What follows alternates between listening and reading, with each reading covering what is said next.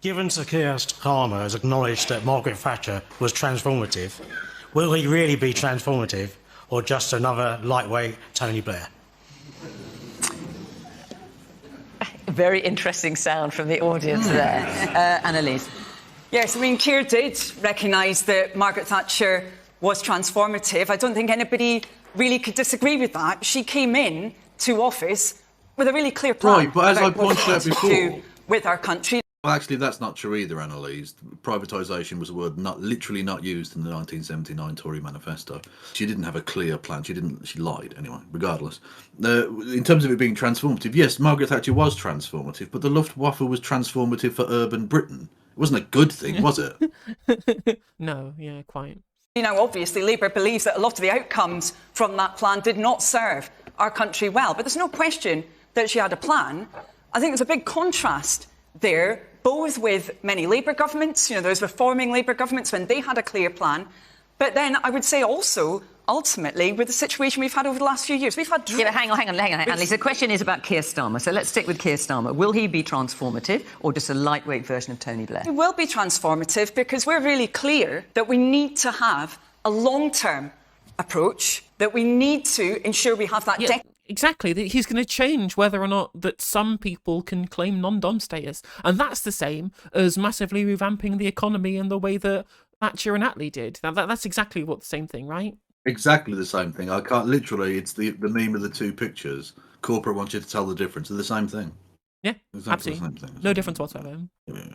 Decade of national renewal. We set out those 5 missions to transform our country. Done that very early, not at the last minute in election campaign. We've done it very, very early so that we can set all of that really clear right now. We know it's not going to be possible to change our country overnight, but we've changed our party and we're determined to make sure we can change our country. And it's that point about being ambitious for change, not letting things drift like we've seen, actually being ambitious and seeing that we can match the ambitions of the British people. That's what Labour wants to do. And where... The thing is, the gigantic irony is that the mission thing is good, right? I think that Mariana Mazzucato's mission economy is a really good kind of thesis for the way in which political parties would take certain goals and then build their strategy around how they would achieve those missions, right? I don't disagree with having missions, but to then offer yourself as a party of change, the consequences of those missions have to be meaningful change. And they're not meaningful change. Yeah. It's just tinkering around the edges, right? It's just better outcomes in certain sectors of the economy. We need to make people feeling better, have higher growth, right? Whilst loads of these goals are noble goals, they're not exactly missions that governments coming in would not want to achieve, right? Or we're going to be an anti-growth party. We're going to be the lowering standards in the NHS and in terms of policing. No one's going to campaign. They're so small in their scope that you can't come here and say that you're not just a tinkerer, because you are, because the outcome of your missions is one of tinkering. And then on top of that, the policy strategies that they've told us they're going to do to achieve those missions are even more watered down than what the missions originally would have told us, right? So it's not just a party that doesn't want to achieve change. It's also not going to implement change to achieve what little things they do want to change in the first place, right? So none of the thesis that she's coming to us with about the potential for there being change make any sense or actually would appear to create change at all. Exactly. Dream microscopic. True. Well, because again, they don't want to scare people away. It's been very clear that their plan is to win over Conservative voters, and you can't do that whilst promising change, because these Conservative voters were the people who've continued voted for the party who represented the economic consensus of our establishment for decades and decades and decades. So by trying to win those voters over by applying their ideology rather than changing their beliefs by telling them the virtues of the things that you say that you purport to believe in, then you're just going to maintain the status quo, because you have tried to meet voters where they are rather than get voters to meet you where you are, or not even somewhere in between, right? You might be able to make some concessions on some things whilst changing minds in other ways. But whilst they've made the explicit desire and explicit their policy platform of appealing to conservative-minded people, right, then all we're going to get is more conservatism, which is the opposite of change. Are you going to get the money to do that? Because looking at the state of the public finances such as we know them and the squeeze on public sector spending, for example, looking at a possible 21 billion deficit by 2027, and looking at your 5 pledges, get Britain building again, get the NHS back on its feet, take back our streets, how are you going to afford to do half of that? Well, by taking very different choices. Very different choices. So first on taxation, for example, we think that if you live in our country, you should pay tax in our country. So we would cancel the non-dom tax exemption and we would use that money to be paying for it. Bingo. See what I mean? See what I mean? Like, the goals that there's been stated of build things and fix the NHS, right? Again, noble goals. None of these things that's been said already tell me that this is a grand level of change, that this is a reawakening of our country, a new era of economic policy, right? In the way that Attlee built us the welfare state, created the National Healthcare Service. Margaret Thatcher flogged off huge amounts of the public sector, changed the economic and philosophical soul that our country had, for the worse, obviously, but she did change people through those policies, created this bonfire of the way in which our country functioned in terms of the public sector. And then you're coming along and saying, well, what we're going to do is build things and fix things. I'm like, every political party across Europe, both the Liberal, Conservative, Social Democrat, whatever, they all invest in hospitals, right? They all build houses, at least more than we do, even if there are still problems with property right kind of stymieing house building across Europe at the moment. None of this is substantial change. None of this is substantial change. And then, just as I said before, their methods for doing so aren't change either. It's just, we are going to get rid of the non-dom tax status, right? This is not change. This isn't change. Yeah, and it's Starmer bought 3,000, beep boop. Extra appointments in our NHS and to be paying for example, free breakfast clubs for our children in primary schools. We think that's the right choice to make. There are other different choices that we would take on taxation. Hang on, sorry. But the idea that breakfast club for kids, which is not a bad idea necessarily, but the idea that that's transformative. What the how small are you dreaming, really? It's pathetic. Well, they're dreaming so small that they're being beaten out by their own mayor of London, right? Their own mayor of London is sidelining them from the left by providing free school meals for all the primary school kids in London. Well, they're being beaten out by Manchester United centre forward Marcus Rashford. I mean, that's the point where we're at. In fact, if you look even further inside London, they're being beaten out by Aspire in Tower Hamlets, where Lutfi Rahman is promising free school meals for every single child of school age within Tower Hamlets. So coming here and saying, well, our transformative change is going to be free breakfast clubs. And I'm like, that's nothing. That's nothing. That's not even, I don't even think that free school meals is like some huge change, but at least it's like a new consensus. This is just more tinkering around the edges. And it's not. Free school meals used to be a thing. It used to exist. This is not some revolutionary change. It should be relatively normal to think, maybe we should feed our children. Shouldn't be a controversial talking point.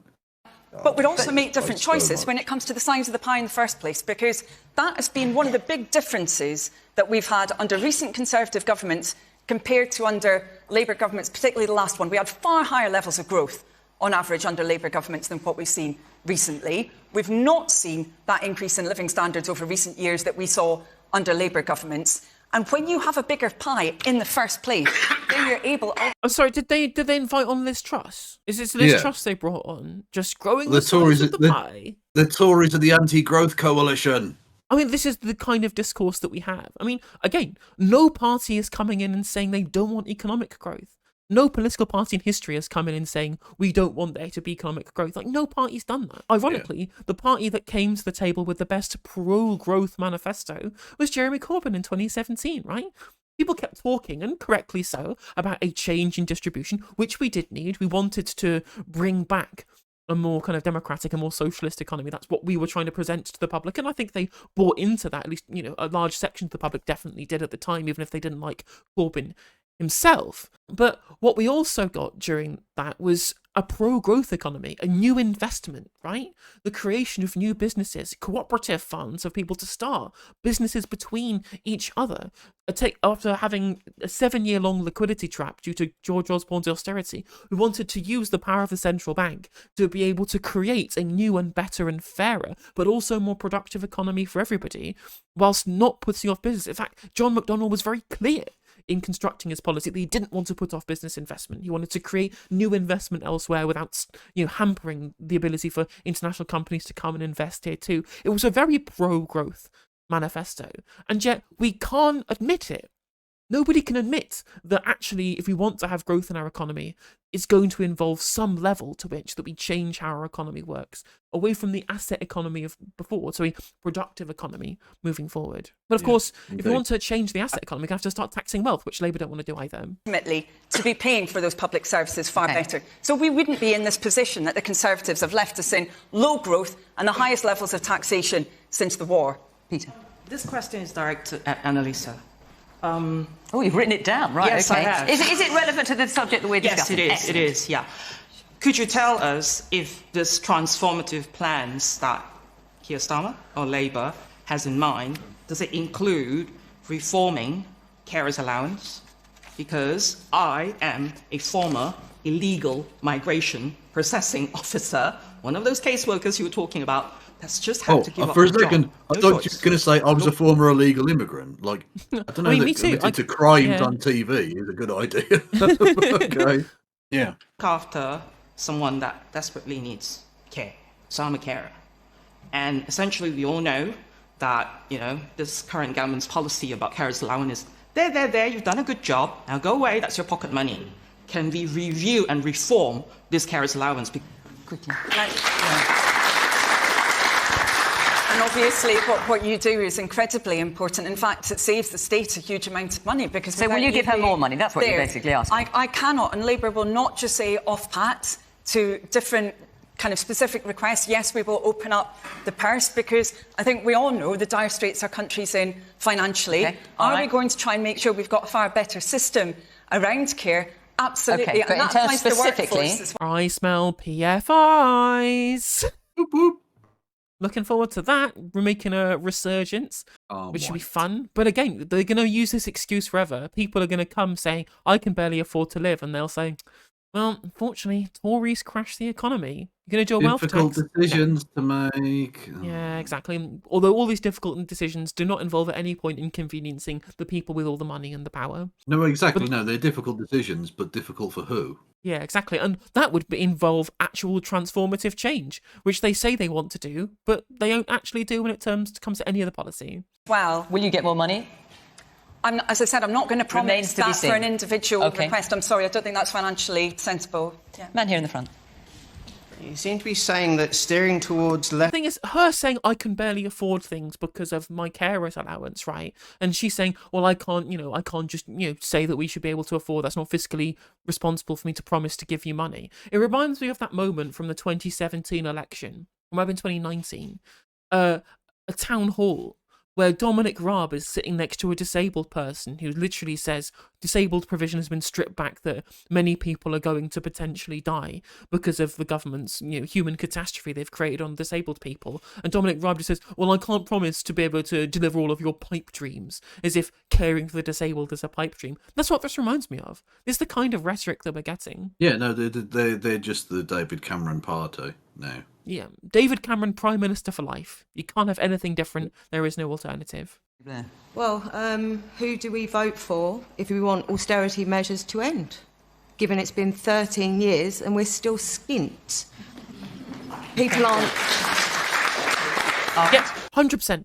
You vote for the Green Party, of course, because they're the anti-austerity party now, right? That's who you vote for if you want austerity to end. But she's right. It's been 13 years. The debt to GDP ratio hasn't decreased. Public services still going down. The financial sector still living at large, drinking their champagne, despite all of the popular revolt there was against the bankers in the wake of 2008. We have had continual governments promising to grease these people's wheels and lick these people's spit up, right? And shine their shoes. And now you have no alternative other than to continue that, but with more managerial people at the top. That's it. That's your choice for the next election if you want to vote for one of the top two parties. But luckily for this woman, there is an alternative. No, but if you vote for the Green Party, you're just a Tory enabler. Tory enabler. Unless you vote for the people who are enabling Tory ideology by agreeing with literally the wholesale. doing Toryism. Yeah. But of course, red team good, blue team bad is far more important than leftism good, conservatism bad. Or just human beings. Just generally taking care of human beings is not important. George, will Keir Starmer be a lightweight version of Tony Blair? So these sympathetic things that Keir Starmer said about Margaret Thatcher were not an attempt to appeal to the electorate. They were an attempt to appeal to Rupert Murdoch and Lord Rothermere and the other owners of the billionaire press. And these, unfortunately, are the real powers in this country. And it's a profoundly undemocratic situation. And in order for a Labour Party leader to get a licence to govern, they have to grovel to those offshore billionaires. And this explains and accounts for so much of what's going wrong in this country. And this is a really bad sign. If he's already grovelling, even though he's in such a powerful position now, he could sweep the Tories off the board. He could get a massive majority. He could introduce genuine transformative change. But the moment you flinch is the moment they've got you.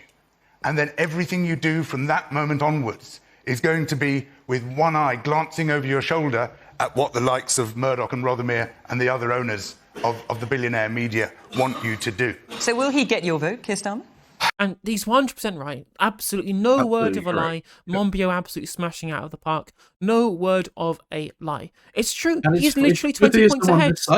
He's 20 points ahead. Like, we're 20 points ahead. You do not need to narrativize about conservative policy anymore. You want to change the narrative, right? You have loads of wiggle room to be able to not pander and to start trying to change people's minds. Again, after 14 years of the failure of conservatism, promising more conservatism is promising more of the things that's caused things to go wrong, right? If you genuinely want to change people's minds and create genuine change, you're going to have to argue why what you do is better. Why the failures can be attributed to the failure of ideology, not the failure of governance. Right? That's what you need to be able to argue to people, because again, people think that they're not ideological, right? When they are. There is ideology at play here, right? This is a failure of ideology, and you're going to have to change that. And it's on a broader, sort of longer term thing. You have an opportunity now for the next 12 months, because presumably there isn't going to be a snap election. I think that press conference that they put that's to bed, he's not going to call a snap election. He's just going to plough on doing the same shit. And whether it's him or Suella or whoever, you've got 12 months to drag potentially the Overton window back left a bit, because you don't need to pander to those rightoids anymore. You've actually got enough of a lead that it doesn't matter. The Tories are in slow motion committing suicide, so you don't need to do anything. You can actually 100%. put forward some kind of at least vaguely progressive policy package. Yep, 100%. And then tell the electorate that it's a good thing, right? Because a lot of people will vote for you regardless of what you do because they want the Tories out, and you're the best vehicle for being able to do that. And then once you get elected on this screw it, we'll vote for Labour and see what they do platform, 5 years down the line, you can say you put your trust in us because you wanted to get rid of the Conservatives and you wanted an alternative. We offered a real and materially different alternative with a different set of principles to what you did before, and we've been better. We've been more successful. We've changed things and made your lives better, made the country stronger, and made the real difference to the failed policy and failed ideology that was in power before, right? You put our trust in us once because you thought we would deliver change. We now have delivered change, right? Now, not only will you be backing us because we're not the Conservatives, we'll be backing us because progressive policy works, right? Yet in 5 years' time, they'll have done the same 5 years of what the Conservatives did, and they'll have to argue about not being the Conservatives again, which they won't be able to after 5 years of being in power. And of course, people will still have the same mindset because they've not changed the narrative, and they go, well, I guess we just have to hand it back to the blue team, and the cycle will continue forever towards an infinite democratic and infinite managerial and infinite economic decline forever, and we'll never get real change. Yeah, I'd just like to support the opportunity to bring in genuine political reform. We've had the expenses scandal. People are still able to lobby politicians of any party. So if Labour do get in, I would strongly encourage them to use that opportunity to deliver something long-term that reforms the political system that makes it better for everybody. Okay. The man in the suit here. Well, I don't know so much about him being a lightweight Tony Blair, but in terms of reforming, it seems Labour's solutions, well, let's throw more money at things. Well, what about actually reforming things like social care? Stop the privatisation of it, for example. Stop the low-wage economy around social care. And perhaps also try to organise things a bit more rationally, having the NHS in charge of people's care, rather than the system at the moment, especially with social care, councils subcontract to private companies. They make money off, the public purse, essentially, by paying their workforce minimum wage, and creaming off the profits from themselves. So will this stop? Will we see real reform from Sir Keir Starmer, or won't we? And the answer is, of course, no. West Streeting wants more private involvement. They want to continue this subcontraction, right? This is the real, poison, the rot at the heart of so many of our public services that have caused this continual decline. And they're promising to do even more of it. Again, that would be actual transformation, but they don't want to be transformative. They just want more of the same. They just want managerial decline. That's all we're getting. I'm so glad this person pointed this out, because it's the real kind of point. Again, something that he promised to stand on when he was the leader of going into the leadership election, right? Of course, that doesn't exist now. All those pledges have been expunged from their Keir Starmer website so that we can't scrutinise them now. But that's what he said he would do, would end this privatisation, end the subcontraction, and now they're promising to do more, which is the complete opposite. And people don't want this. People want it not to end across the political spectrum, both red, blue, yellow, green, right? They all want it to end, yet it's not ending. And this is, again, a massive democratic deficit. Come back to you in a minute. Let me bring Johnny in, if you haven't spoken yet. Will Keir Starmer be transformative or a lightweight? Look, I'm not. Obviously, George thinks I'm a sadist, and in the Conservative Party, all those things. I'm not going to. You can fess up now if that's what you really want. Jesus Christ, fess up now if you want to agree to that. No, I mean, it fits the character. But Keir Starmer's not a bad guy, right? And I'm not going to sit here and demonise him. I am. But what I would say is that it is almost impossible to know what he believes in. And with someone like that, you get to a place where they will almost say and do anything simply to get elected, and that's incredibly dangerous. So I know you're a huge fan of Jeremy Corbyn, but at least he believed in something, right? With this, I mean, I'm obviously the Veterans Minister going to Remembrance. Keir on speaking to one group of people as his poppy on, takes it off to speak to another group of people. It's going to make your mind up. What are you? Who are you standing? I can't believe I'm agreeing with Johnny Mercer, right? But, again, there is a level of political principle that even Jeremy Corbyn's detractors could admire, right? That even, again, I guess, kind of what Keir Starmer was saying about Margaret Thatcher, right? In that he admired the fact that she had principles and stood up for them and delivered change. Although in his actual article, he was positive. He did say positive things, right? All of the things I would have to say about Margaret Thatcher. Yes, she did believe in things. They were shit, and they failed, and they were miserable and awful. She didn't get Britain out of a stupor. She put us into a different stupor, right? So I'm not going to be positive about the things I say, but I will at least recognise that she had beliefs and that she continued believing in them. Yet Keir Starmer, in his drive to emulate Thatcher, can't even emulate having specific beliefs and ideology and moral principles, because he doesn't have any of them. Again, he is the political windsock, changing direction. He's making the moral case for socialism. How dare you? With all of that venture capital money that got him to be leader of the party from Labour together, yeah. Well, look, you know what they say, the more PFIs you have, the more socialist it is. True. I mean, technically it is, because I guess it's not even the government doing stuff. It's just... it's also... when the government gives public money to private institutions to do stuff, that's communism. When it comes to spending money, I mean, the Labour Party have already committed to this £28 billion worth of extra spending, which will drive up inflation, which is the number one thing that is hitting the pockets of people in Plymouth. The policies that have been U-turned on are just ridiculous. It's like a joke in this country that Labour have a policy and then go back on it once they've spoken to someone about it. So, look, I'm not going to sit here and say Keir Starmer's a dreadful man, because he's not, and he wants to try his best. The truth is, he believes in absolutely nothing at all, provided you vote for him. And if that's the sort of lead you want, fine, but that's not what the nation is about, and that's not what leadership is about. Okay, he's not wrong. He's literally not wrong at all. Yeah, Keir Starmer was such a prick that Johnny Mercer sounded like a rational, vaguely thoughtful human being there, and that makes my skin crawl. It's a damning indictment of Keir Starmer if Johnny Mercer sounds reasonable in comparison. But I think what's more important than that, though, right, is that he tried to scaremonger to people and say, "Oh, look at this £28 billion of investment. Oh, scary, increased inflation." Even though that's not technically true, that's just a prediction, right? And nobody reacts to it. Anytime you tell people Keir Starmer's investing £28 billion in the green transition, right? People never, ever actually come back and say, "Oh, I'm scared about that. Oh, I can't believe you're turning the spending taps on. Oh, how dare you promise to invest money in new green infrastructure."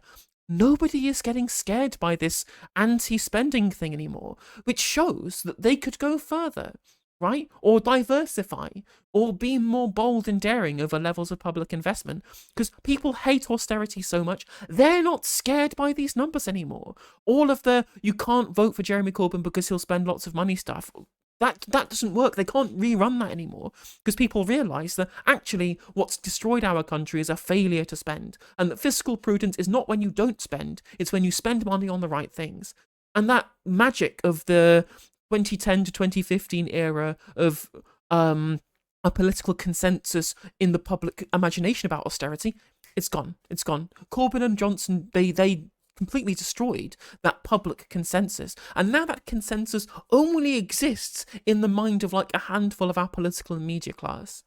I know you want to come back in. Yeah, I mean, where do I start, quite frankly, in relation to that? My goodness, when you target rich environment, I'm sorry, Johnny, that was just absolute nonsense. I think it's really clear what Keir believes in. And that's not nonsense. It's completely unclear. The pledges are all gone from his website. He chops and changes every minute, right? The public, when polled, don't know what he believes in. Literally, there's a word cloud of what you do think that Keir Starmer believes in that was polled out. And all of the things that people thought were don't know, nothing, unsure. Like, there is his word cloud should just be a question mark. Yeah, like the only consensus position people have on Keir Starmer is that they don't know.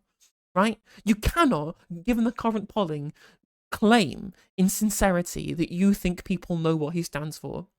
Because even he knows what he stands for, right? Because he'll just change with whatever he thinks will be the most electorally viable at the time, right? So previously it was all about making Brexit work, and now it's about new deals with the European Union, after immediately campaigning for Remain, and then afterwards defending free movement. The man doesn't know whether he's coming or going.